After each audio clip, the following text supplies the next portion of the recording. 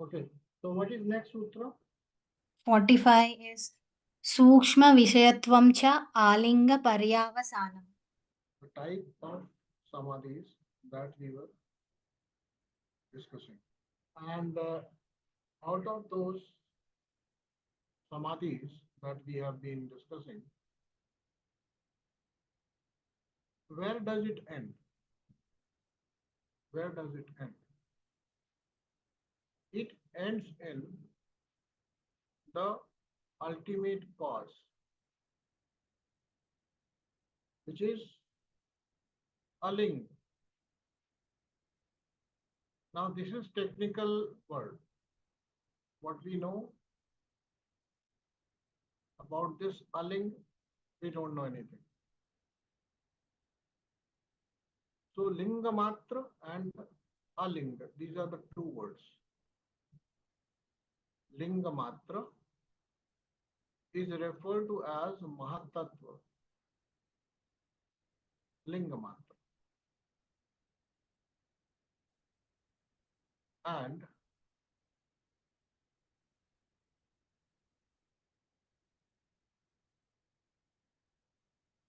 further, alinga means prakriti. Okay? These two words you must understand. Then only this meaning will be clear. So we are on the topic of samadhis, where it is being told what are the subjects of samadhi. Correct? Previous sutra, what did it tell? Previous sutra, what did it tell? So basically, it was telling you how samadhi or absorption moves from gross to subtle, starting from savichara, moving to nirvichara.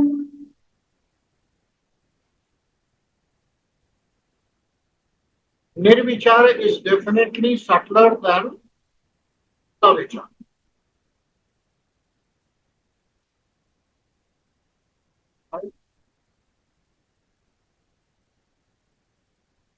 Here,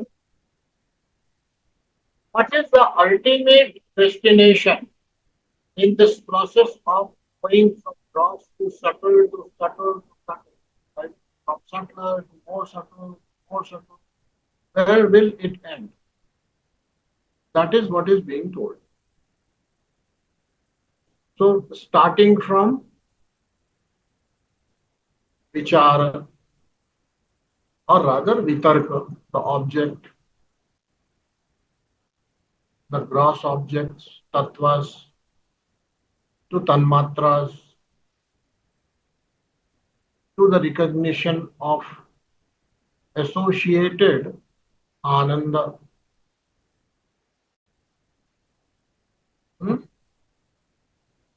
The process of knowing, and finally, it would be Purusha. However, Purush cannot be known because he is knower by one philosophy. Another philosophy says that this particular philosophy, yoga philosophy, says there is another Purusha, which is Purusha-viṣeṣa. Purusha-viṣeṣa is termed as Ishvara. So this Purusha would know Purusha-viṣeṣa. And in his presence, in his light, he would also know about himself. So the ultimate thing which can be utilized as subject of samadhi is prakriti itself. As I told you, the intelligence is linga-mātra. The word for Mahatattva or Buddhi is Linga-mātra. And for Prakriti it is Alinga. So here, sūkṣma-viṣayatvaṃ, it goes on becoming finer and finer. The Samadhi refines itself, the subjects keep changing, moving from gross to subtle, and they arrive at the final cause of what is other than the consciousness. What is other than the self. Yoga accepts three entities which are eternal. One, Purusha Vishesha, Ishvara. Two, Purusha, which is known as Jiva. And three, which is known as Prakriti. Three things are eternal. Eternal means, in this philosophy, Jiva would, or the Purusha, would never recognize himself as the Purusha Vishesha, which means it is in complete contrast of Advaita Vedanta. Okay. Complete contrast of Advaita Vedanta.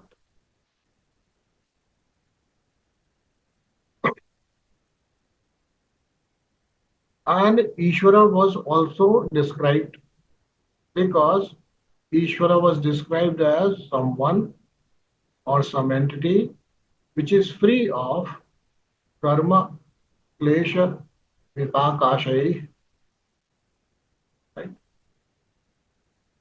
Vesha, karma, vipakashai, aparamrishta purusha vishesha. Ishvara is also a consciousness which is infinite. Jiva is not infinite in this philosophy. Jiva is finite. And therefore, infinite cannot be known by finite. Right?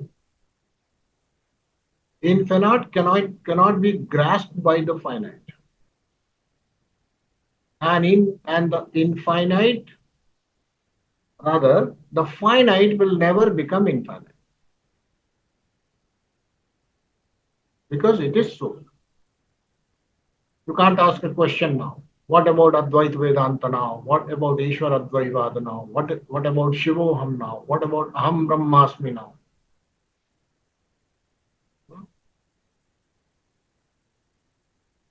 So, no answers. No answer. Purusha Vishesha is a concept which is to be taken as Shabda Pramana, means the words of teacher. That's it. You can't question. So even if you don't know yourself to that level of Aham Brahmasmi, you would definitely know Brahman. You see. And you should also consider this. When mind is said to be giving you the experience of a thing in the state of Samadhi by becoming that thing, how does it give you the experience of a thing? By becoming that thing. The mind takes shape of that thing. Completely becomes that object. That is how a yogi knows or does the pratyaksha of subtle aspects which are not otherwise available in the domain of indriyas, which means external organ of perceptions. Correct? Yogis know things in their antahakarana, inner organ of perception. What is it? Mana, chitta, right? So when chitta has no vritti of itself, it simply becomes that object upon which it is focused. And when it becomes that object, the knower knows about it in totality. This is how yogis derive their knowledge. And this is also pratyaksha. Now, when I'm using this word pratyaksha, you'll have to go back to pramana. Pramana means the means of knowledge. There are three pramanas through which you know. Pratyaksha pramana, which is generally understood as something which can be perceived, seen, touched, tasted, smelled, etc. by us. Pratyaksha. Right? Then the next one is anumana, the inference. All right? And thirdly, it is shabda. And did I tell you that in our lives, in any field, the ratio of these pramanas through which we have become knowledgeable or consider ourselves knowledgeable is Shabda Pramana 90%. Right? Anumana Pramana 9.9999%. Pratyaksha 0.00001%. This is our knowing. As of now, we know only through Shabda. And for that reason, whosoever tells us anything, we think that we know it. Whosoever. Whereas Shabda Pramana was defined as the words of Apta Purushas. Apta Purushas. Apta means from Apta, the word Prapta is derived. Apta means the process of receiving, process of having it, process of getting to it.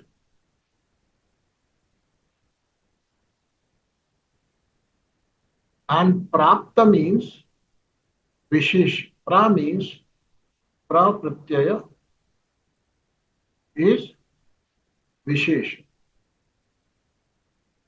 Something special. Prapta. When we have defined it this way. Okay. So in Shabda Pramana, you were told about your own Atman, that you have a soul, and you believed it.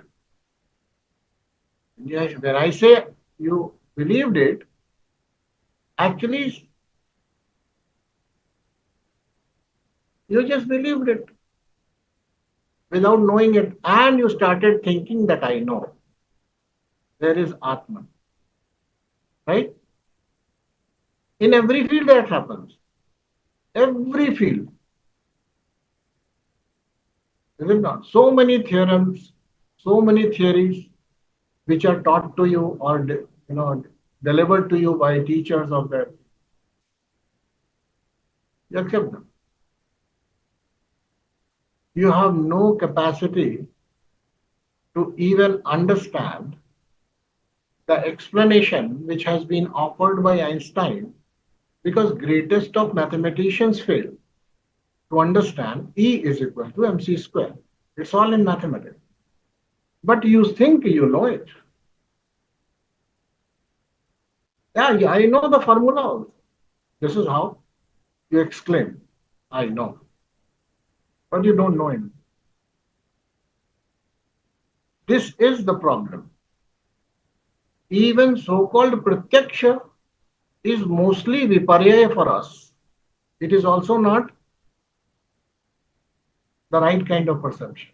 Our pratyaksha is dependent on external organ of perception. Yogi's perception happens, as I told, in antahkara. And they do actually true pratyaksha, right? And knowing a particular phenomenon will give you the capacity to replicate that phenomenon wherever you want.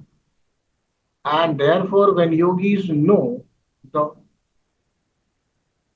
concept of the property of the lightness as of a feather, huh? If they understand what the lightness is, then they can become light because they can apply that knowing to anything. They want, they can become as light as a feather. These are the these are the special accomplishments which are detailed in Yoga Sutra, in Vibhuti Part. Correct? So as much as you know a thing, you basically learn the capacity to become it. Yes or no? Correct? So when I say, I'm actually driving you to a different point. When you say that I know Brahman, I know Purusha Vishesh, hmm? the Chittam has to become Purusha Vishesh. Hmm? They're not telling you this. Chittam gives you the complete knowledge of a thing by becoming it. Right or not? All the source of knowledge is only in your Chittam, which is mind, roughly translated. Your mind in Samadhi becomes that object or that entity or that element. So if you say, I know Brahman and I have done pratyaksha of Ishvara, which means you have become Ishvara. Although they are not, although they will never say that, because in their system, karma, vipaka, and ashaya. Of course, klesh everybody knows, suffering everybody knows, so need not tell. Klesha, everybody knows. Klesh means suffering. Suffering, everybody understands. However, the concept of karma, vipaka, and ashaya. When I said ashaya means sanskaras arising out of your exposure to a particular kind of action or event. Any experience leading to sanskara. And therefore, in this philosophy, they truly recognize that no one in any number of lifetimes can ever be free from karma first.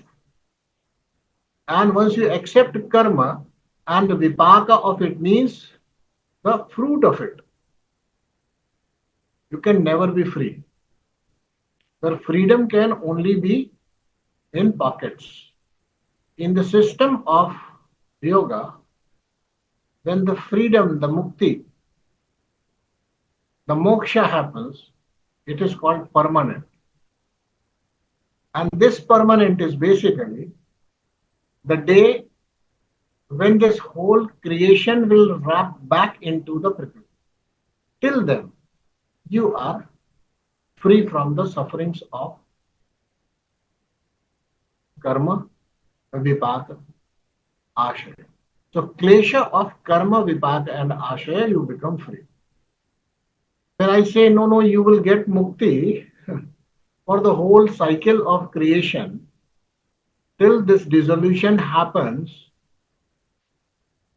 After that, it will remain in that, what do you say, in the seed form. This whole Srishti, whole creation will remain in the seed form exactly the same number of years. After that, again the sprouting will happen. The Purusha Vishesha or the Ishvara will again begin the process of creation, allocating again your karma vipaka based on your eligibility. You will be given different bodies for suffering through klesha. For 4,000 million years, you will enjoy your freedom. And another 4,000 million years almost, you will remain in a unconscious sleep-like state where you would not know anything. For 4,000 years, you will enjoy the freedom of liberation, joy of moksha. That is what is going to be received through this process of Samadhi when it happens at the subtlest of the experience, which is Ishvara himself. Okay? But before that, you have to cross the barrier of the subtlest one, that is Prakriti, which is referred to as Alinga. Alinga.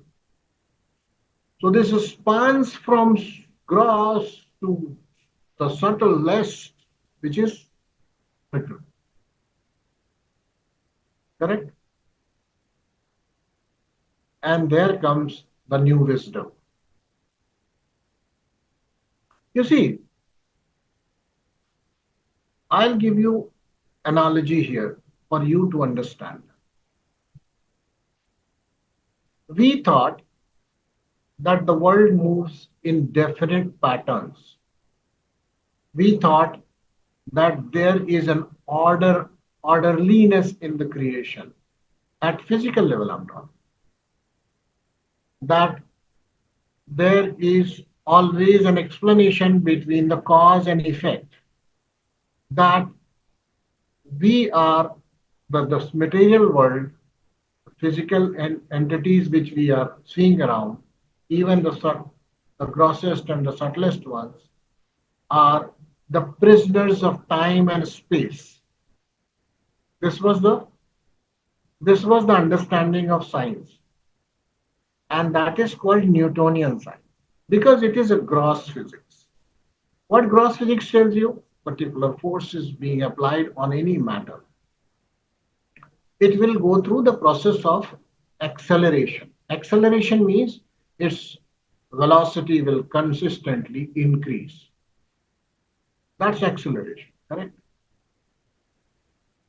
Now, we thought this is true unless until we moved from Newtonian physics to the particle physics. When we understood the constituent of this gross, immediately the boundaries were rather different type of boundaries came up. The laws which we had defined for the matter, they did not remain valid. Because as any object increases its velocity, goes to kind of limit to the velocity of light, but this inertia continues to increase, it increases almost becomes infinite when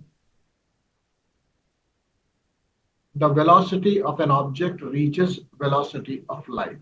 So if an object starts moving at that speed, you can't increase its speed any further. Now here comes the death of Newtonian physics. When this boundary was established, although this boundary was very much available even prior to we came to know about it, but scientists somehow discovered that boundary. That is why it is called discovered. A better way to say uncovered. Okay, uncovered. They uncovered this phenomenon. It was existing. They only uncovered it, found it. right? And then they realize we need to look deeper into it. And the moment they got deeper into understanding the, the constituent particles of the gross matter that was being considered for the Newtonian laws to follow, they found that these particles don't respect Newtonian laws. You see? They are kind of free. Freedom in the matter which was supposed to be the slave of your force. That if you apply force, it has to move. Apply more force, it will move with a higher velocity. It is not honor. It is freedom. Also, the imprisonment of time and space is equally happening there. You see, is it not? थोड़ा science पढ़ना पड़ेगा everyone.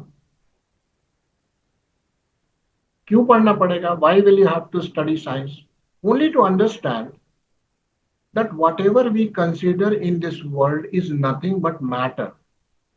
Matter means gross objects constitute the whole experience of our life, is it not? Even if you are saying some body or something, it's nothing but gross object. If you know the nature of gross object, then you would fully understand the Gita's shloka, where it says, nothing is born, nothing can ever die. You see, what is the law of conservation of energy? What is the law of conservation of mass in chemical reactions? Right? So actually, nothing ever dies. It just transforms itself. Even science proves it. How does it do it? By moving from gross to subtle. Right or not? Scientists also discover new phenomenon of freedom because in this phenomenon, when we moved to particle physics, next came quantum physics.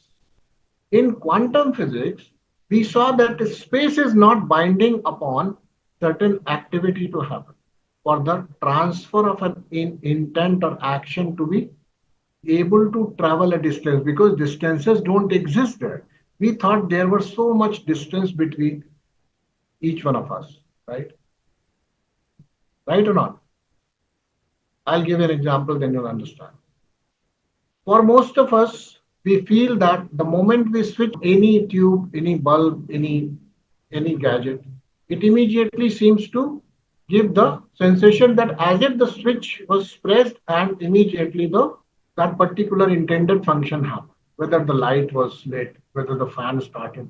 But will it happen if your switch and the bulb between these you have almost 3 to 6 lakhs kilometers of wire. Now you switch on, how much time it will take for that bulb to switch on. Then you will understand, no, there are delays happening. I'm not giving you anything new. I'm just asking you to look at life from a different perspective. When you look at this phenomenon called life from different perspective, when you give it a closer look, or when you investigate what is actually happening here, you come to know of one thing for sure. Your old notions are destroyed, new notions are created. And the moksha is completely destroying all your notions, which means your notions are destroyed and no new notions are formed. This is called freedom. Understand? What is freedom? When we change our philosophy from a gross philosophy to subtle philosophy, it's not freedom. We have to move beyond philosophy, right? Because philosophy is nothing but thought construct. Moving beyond philosophy means moving beyond thoughts. Moving beyond thoughts means निर्विचार. क्या समझे भाई?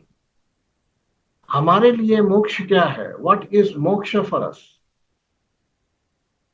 Moksha for us is destroy all your notions about self, about the world, about the God, about the sadhana, and no new notions to be found. Is it? No, no, no. This sadhana is not good, that sadhana is good. No, no. There are three materials which are eternal. No, there are only two. No, there are only one. Nothing. Move beyond this. Right?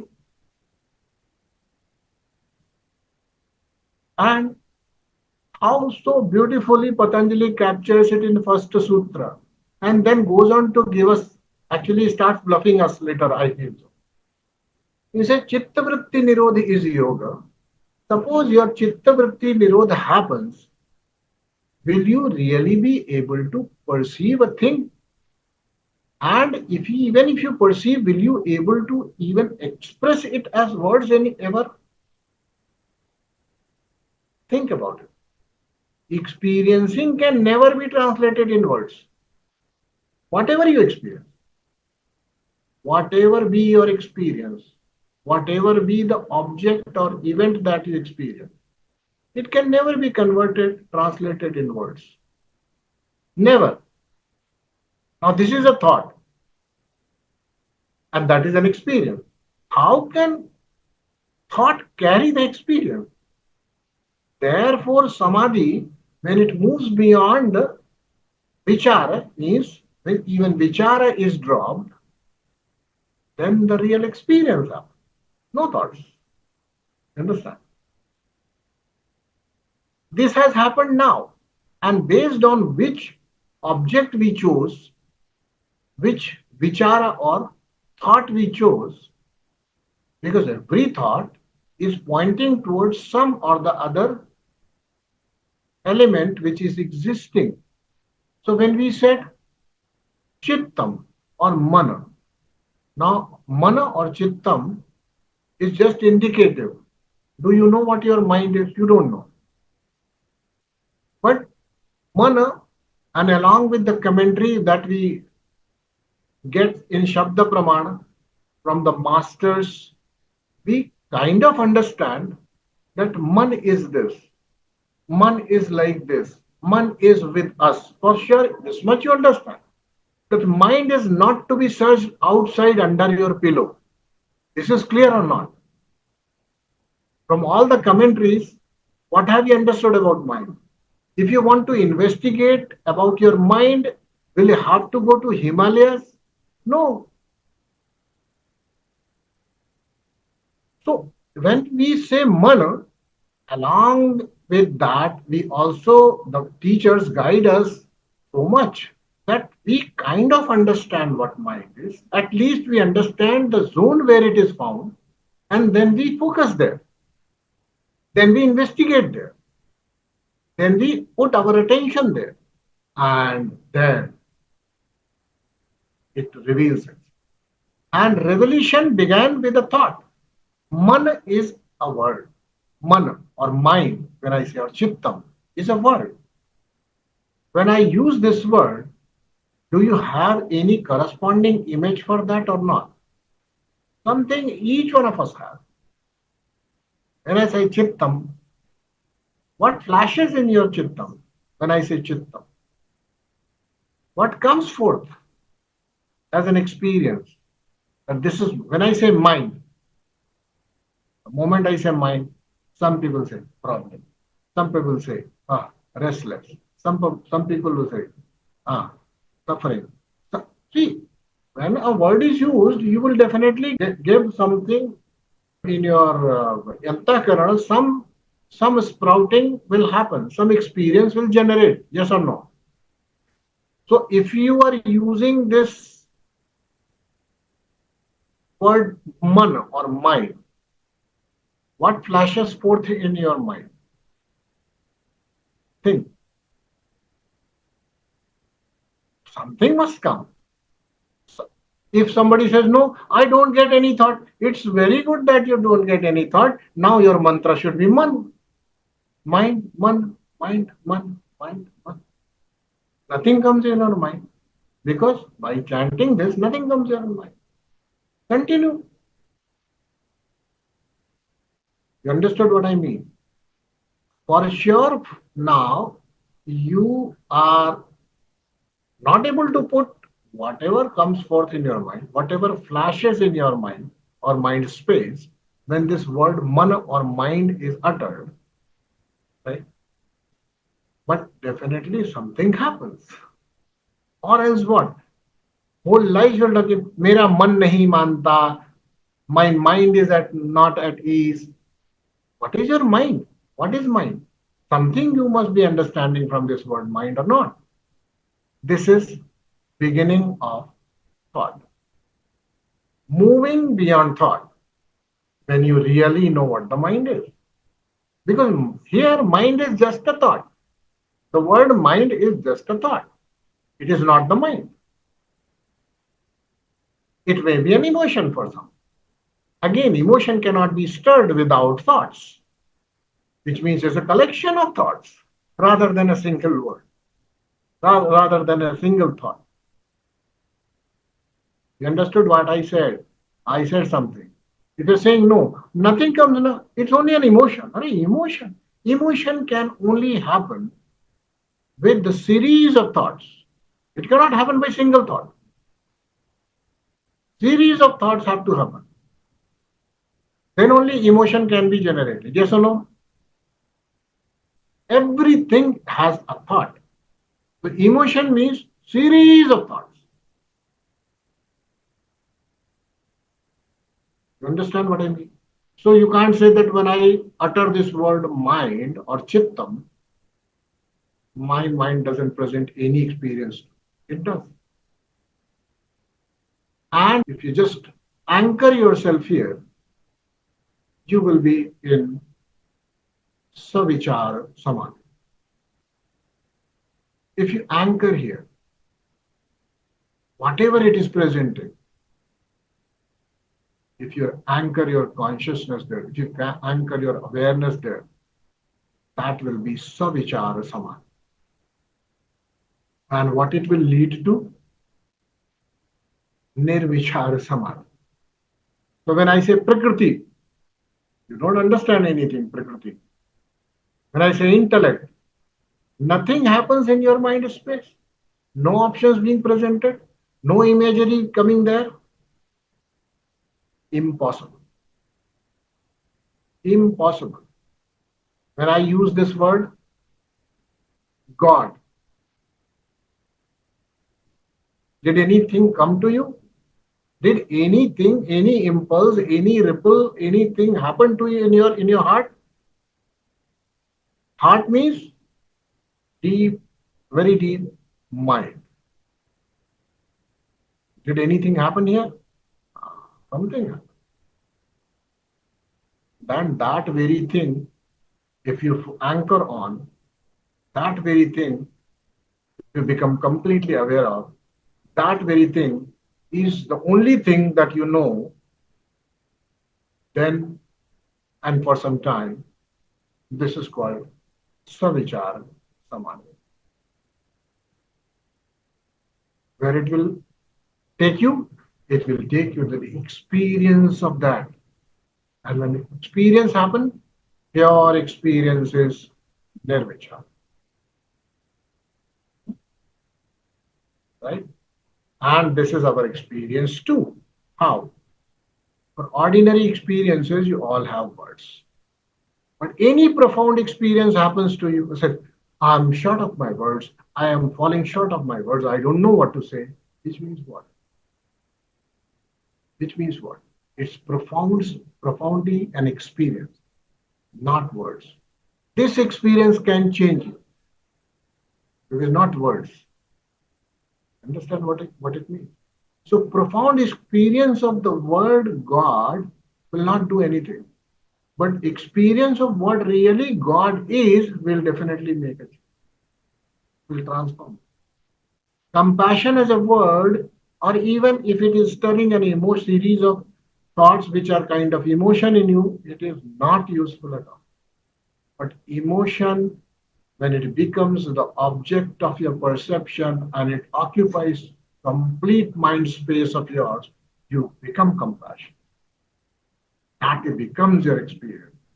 This experience will transform, liberate, will empower you. Hmm? Why am I bringing all those things here while the sutra is not talking about it? I'm I'm giving you just a understanding how from gross to subtle you must try to in everything.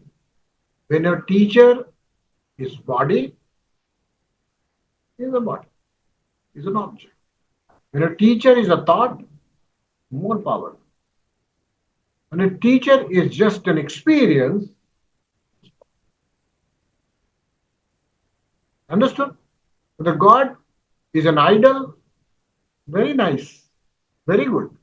God becomes a thought, better. And if God becomes an experience, experience has already moved beyond words. Nirvichar, right? All these samadhis, even up to Prakriti, they leave some sanskar on us because they are the experience of otherness. Rather, they are the experience of a different domain, different material, different kind of entity that we are not. Purusha is consciousness, pure consciousness, no matter, no material involved. In the constitution of Purusha, there is no matter or material. It's conscious. It has a different quality, right? Consciousness is something materialless, has all the powers. It only knows. It doesn't do anything. It can get things done, but it needs tools. The tools are made available by Prakriti. Prakriti is that otherness. Otherness is dead. You see, otherness is experience of dead matter. This has to be understood. Why am I using this word? All of us are experiencing in this world only dead matter. Because we are not aware of our own consciousness first. How would you know somebody else's consciousness? You haven't grasped and tasted your own. For us, I can bet if you get human like robots which are programmed as per your like and dislike, you would discard human being because you don't have the understanding of what consciousness is. You only know people through their touch, taste, smell, speech, what else? Do you know? Do you know their depth of mind? You don't know of your own mind. How would you know theirs? Do you know that they are conscious beings? No, they are machines. Till the time they operate as per our expectations, we are happy, as if they are playing with the toys. Do we respect others like that? If we would respect, then we can never become so full of contempt towards anyone. And as soon as we will lose the sight of that conscious entity that is being presented in that what you call body, which is dead matter, nothing else, you have to start relating with that person differently. Because we aren't relating with the body at all. We are relating with the conscious entity. How and why? Because we are conscious. But it will happen only when you have known yourself as a consciousness rather than just knowing yourself as a mind. Otherwise, in this world, what happens is two minds interact with each other. Souls never interact. You don't know your own soul. You never operate out of your soul.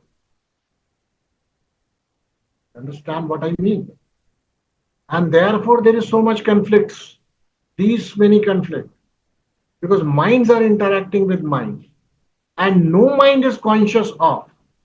They can be conscious of the principles, their, their rules, their ethos, their philosophy, their purpose, their goals, their ways in which they will manage themselves, negotiate other minds, but they don't know. They are never aware that behind that mind they exist. When we or they move beyond that, there is this flow of presence that we got. Merely the presence of such a conscious being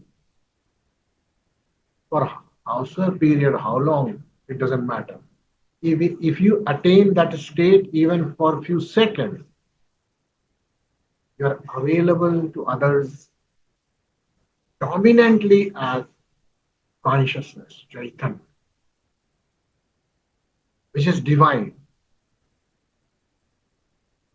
But till the time you are your mind, it can never happen. You can find ways to negotiate this life. Who is doing it? Minds are doing it. Minds become baffled. They become what you call, they become disturbed. They produce noise. They become heated.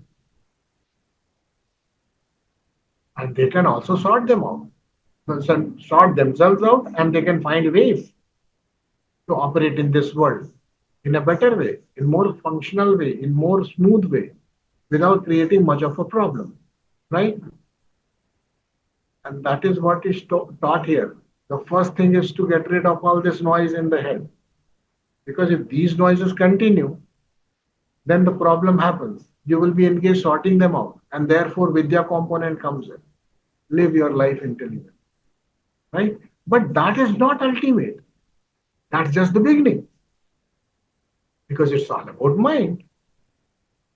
And mind is dead matter. Please understand, mind is dead matter. Why?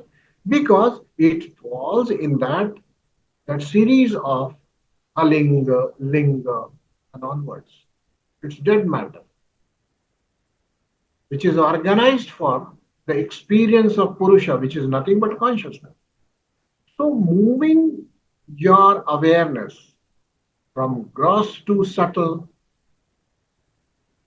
moving your awareness from thoughts to experience, moving your awareness from mind to the being,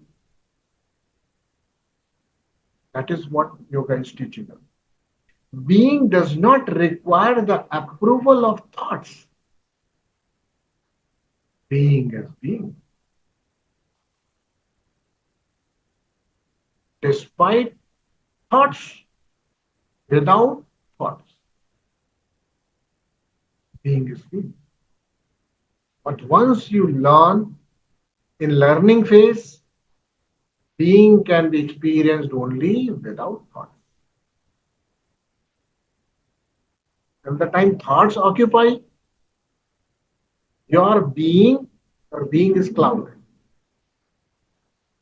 That is why so much stress on this meditation, as if now it is not meditation, it has become meditation. Everybody is mad after it. It doesn't work. because it remains engrossed in the gross only. People want to see light. People want to see, you know, uh, some revelations. People want to see somebody's future. People want to know somebody's ailments. People want to see somebody's past life. What this? All these are thoughts. After putting so much of effort upon your own mind and creating that capacity, when you've started moving in the domain of subtle, you're wasting it on such things. A little more effort, and you would probably be able to move beyond the mind itself, beyond the thought itself, which is the ultimate goal. But it's very, very addictive. It's kind of a OCD for all of us. The world exists in this way for us, not for the first time. We have been experiencing the same way, same way, same way. Look at your life, look at your parents' life, look at your neighbor's life, look at your neighbor's parent life, everyone's life, look around, and you say, the same Rona Dhona, same motives, nothing new. And you think my life is unique. In what sense? It can never be unique. This has been happening. You have been doing it. Forget about others. Even you have been doing it. You have done it millions of times. And that is why it is so addictive. Till the time there is thought, there is this mind, the experience of that being is not possible. Because mind engages us in becoming. I want to become. I want to become learned person. I want to become acceptable person. I want to become a pleasant person. I want to be, yes, becoming very nice. You should. No problem.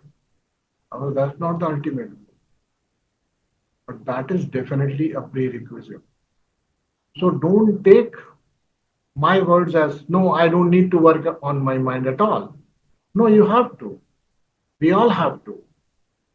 Because till the mind is sorted out, it knows how to negotiate itself through the jungles of mind, a different mind, cruel minds, violent mind, a noisy mind, a cranky mind, so sort of, right or not?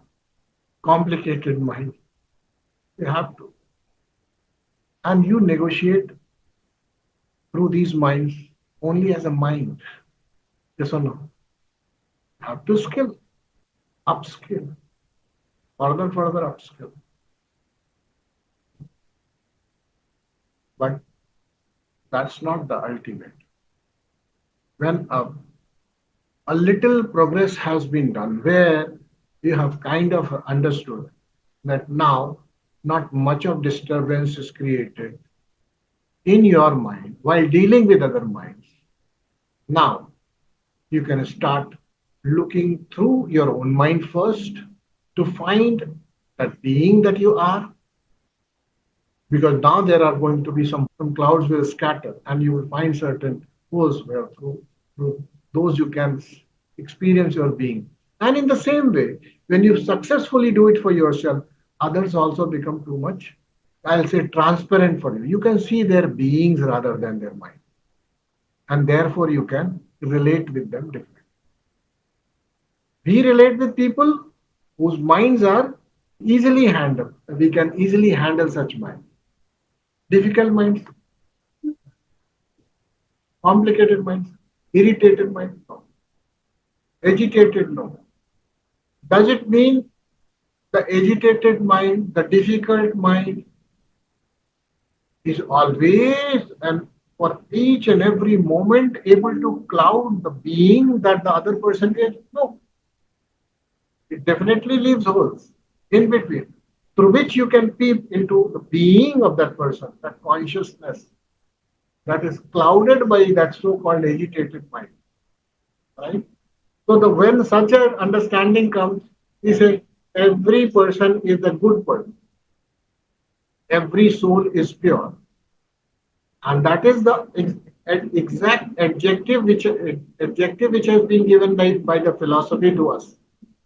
We are Nitya, Shuddha, Buddha, Mukta. Every soul is. Whether they are suffering their agitated mind, irritable mind, abusive mind, seductive mind, whatever mind, doesn't matter. Hmm? They are in their core, in their being, they're Shuddha, Buddha, Nitya, Mukta. Every word I think should be clear. Shuddha, pure. Nitya, eternal. Mukta, free. And Buddha, capable of knowing it. This is a possibility which yoga is presenting in the 45th Sutra, but clearly you have to move from gross to subtle. Always gross to subtle. Never stop only at level of minds, only at the level of language, only at the level of emotions for yourself and for others also.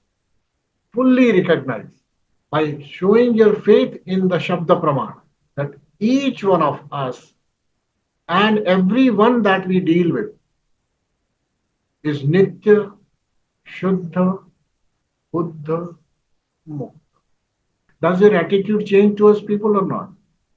Will you not find yourself kind of in compassion for that soul which is Nitya, Shuddha, Buddha, Mukta and doesn't know it? Will you not have the same kind of compassion for yourself also? Will you not give you a kind of free leash to yourself? Okay, थोड़ा सा freedom देते हैं अपने को. Why to tie up yourself in so many knots in everything, every thought? Right? Because others are so, and so am I. What am I? Shivoham. What does that mean? Nitya, Shuddha, Buddha, Mukta. Mind is never so. Only you are. No mind is ever so. Even you, when you become yogi, even then your mind will not be so. Remember,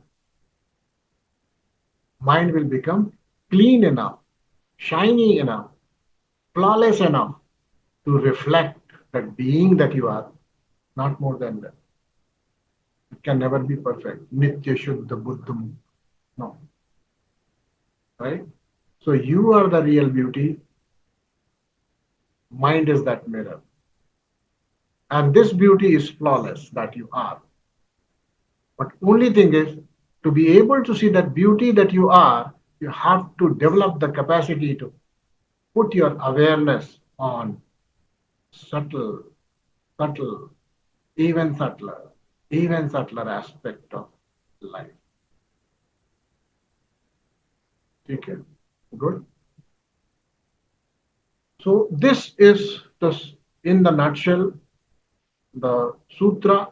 The technical explanation could have taken, I'll tell you, 4 lectures because it involves so many technical terms. Why? Because the moment alinga has been used, you would ask a question, what is alinga? Then is there anything called a linga? Yes, it's called linga-mātra. Linga-mātra is mahat-tattva or buddhi.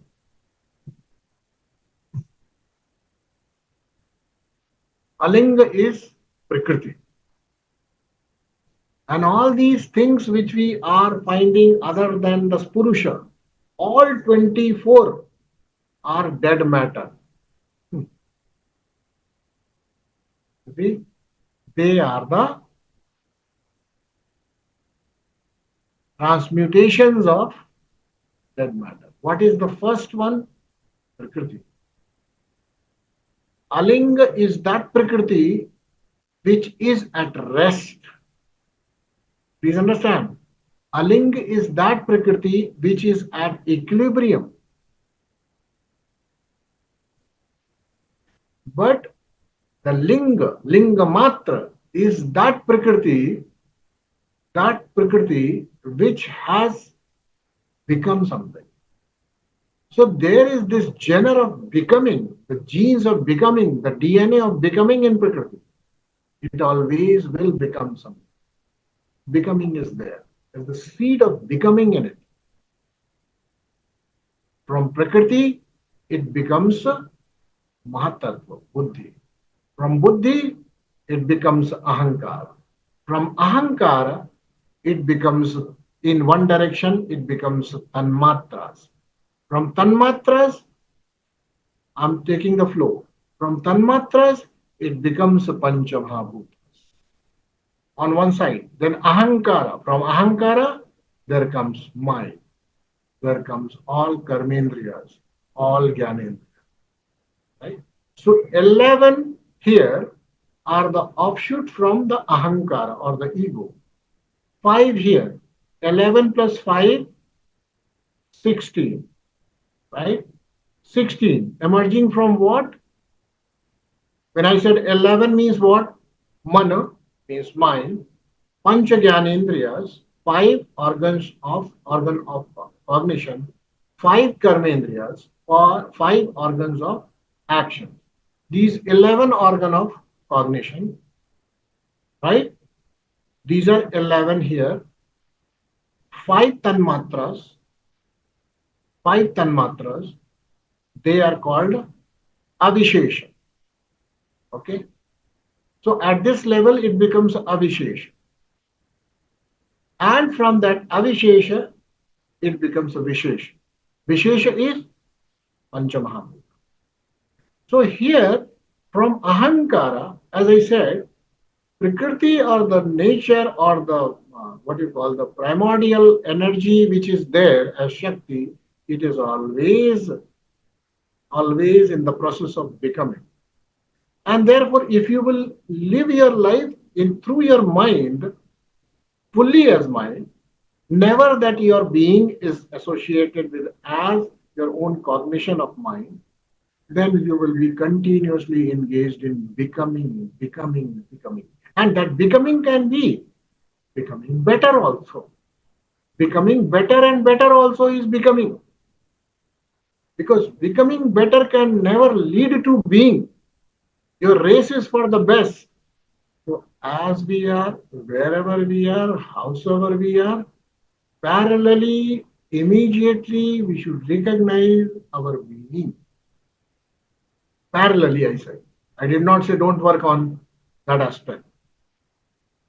Becoming better. Yeah. The Kriti wants to better itself, wants to move from 3 gunas, which we say 3 particles, 3 materials, sattva, rajatana, tama, to different manifestations of it. You also continue to manifest in life the way you like, from the perspective of becoming, from never ever leave that Purusha's aspect, which is the instigator, nimittakara, of all that is being experienced by that being. All right. So, how many dead things we are surrounded with? Everything is dead. Prakriti is dead. Right? From Prakriti, Mahatattva, intellect, intelligence, buddhi, dead. Dead matter. Manifestation of matter only, but dead matter. Looks like it is conscious, but it is not. Then ego, dead matter. From ego comes mind, dead matter. All organs of cognition and action, dead matter. All tanmātras, matter only. Feels like as if they are attributing some sort of qualities. No, they are not qualities. They are also matter. Tanmātras are the seeds where tattvas are ready to be born. Matter only. From that subtle matter of tanmātras, another dead matter comes, into manifestation. Panchamahabhuta. Hmm? Now all these things are dead. Who is alive here? Only you are alive. So find the life within because you are alive, nothing else. Mind, no. It derives life from me. Intellect, no. Organs, no. Body, no. Nothing. It derives life from you because you are the only living entity. All other are just your tool in your hand. Right? So this is how Prakriti has covered the being by sowing the seeds of becoming. You will realize it, recognize it only when you go back from gross to subtle. And when I say subtle, please always remember, as I said, mind is a gross object. Now the tendencies of the mind are the subtle in that subtle. So no, mind is subtle as such. But in that subtle, there's other subtle things.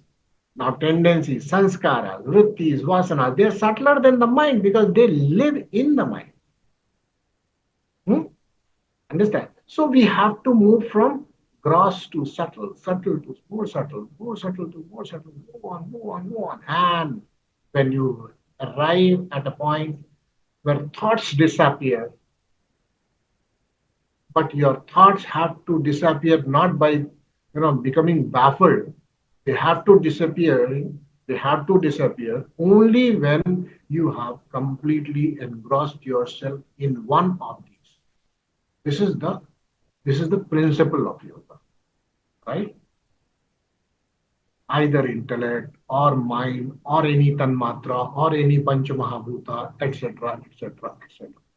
And in fact, those who are attending a Spandakarika, we ended it there. That was the ultimate sutra which was discussed. By putting your attention on any of these, there it was said Puryashtak. Puryashtak, when it was said, actually they did not consider Panchamahabhutas at all.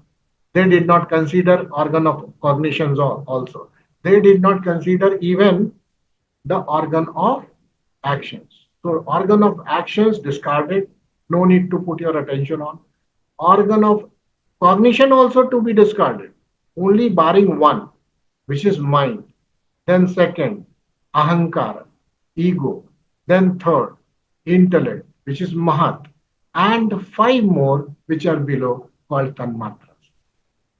So all these five tanmatras plus three, mana, ahankara, and buddhi, these eight are the reasons which qualify for higher sadhakas to investigate. But you can't begin from there. You have to begin from the world itself. Whatever we see, let us train ourselves to move from gross to subtle. Okay, na? So I finish it now. All right. So let's close it for today. Let's pray and then. Om Sarve Bhavantu Sukhinah Sarve Santu Niramayah Sarve Bhadrani Pashyantu Ma Kashitu Bhave Om Shanti Shanti Shanti Om